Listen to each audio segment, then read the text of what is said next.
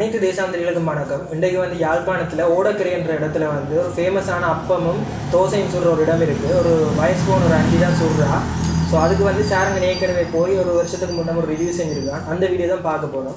இப்போ அந்த வீடியோவுக்கு போக முன்னா பக்கத்தில் உள்ள ஒரு வல்வடித்துறையில் வந்து ஒரு குகை வீடியோ ஒன்றுக்கு நானும் சாரங்கனும் போயிருக்கிறோம். அது வந்து கிட்டத்தட்ட ஒரு 12,000 பேர் பார்த்துருக்காங்க. அந்த வீடியோ பார்க்கலன்னா கட்டாயம் நீங்கள் அதுக்கு போய் பார்க்கணும். அது மேலே ஐ பட்டனில் கொடுக்குறோம், அதையும் பாருங்க. நானே கன நேரம் கலைக்காமல் இப்போ வீடியோக்குள்ளே போய் பார்க்கலாம்.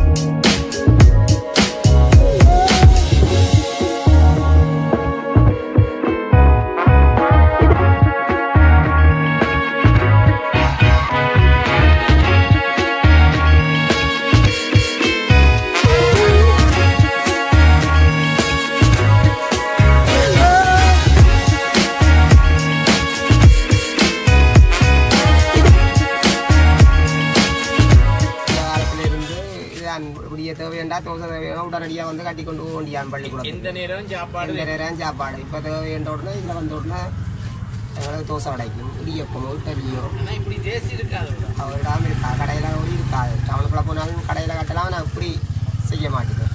டேஸ்ட் இல்லை. நீங்கள்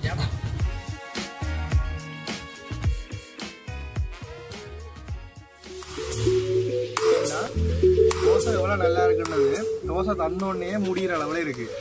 அதனால் அடுத்த தோசை வந்தோன்னா உங்களுக்கு தோசை எப்படி இருக்குதுன்னு நான் சாப்பிடும்போது சொல்ல முடியும். இப்போ பாருங்கள், இதில் ஒரு கத்திரிக்காய் கறி ஒன்று இருக்குது. இந்த கறி கொஞ்சம் ஸ்பெஷலாக இருக்குது. எல்லா கடையையும் விட எல்லா வீட்டில் சமைக்கிறத விட கத்திரிக்காய் ஸ்பெஷலாக இருக்குது. அது இது தோசைக்கு செம்ம காம்பினேஷனோடு தந்துட்டுருக்கு. சாப்பிட்டா ஏறி போகுது. சிவப்பு சம்பல், பச்சை சம்பல், கத்திரிக்காய் கறியோட ரெண்டு விதமான தோசையும் இடியப்பமும் இருக்குது. முட்டை தோசை, எண்ணெய் தோசை. முட்டை தோசை சொல்லி வேலை இல்லை, எண்ணெய் தோசை அதுக்கு மேலால போகுது. சும்மா முருக வருது. இந்த அடுத்த தோசை வரப்போகுது, நீங்களே பார்க்கலாம். இந்த கிறிஸ்பி சத்தம் கேட்கும், கிறிஸ்பியாக இருக்குது. வேற லெவலில் இருக்குது சாப்பாடு.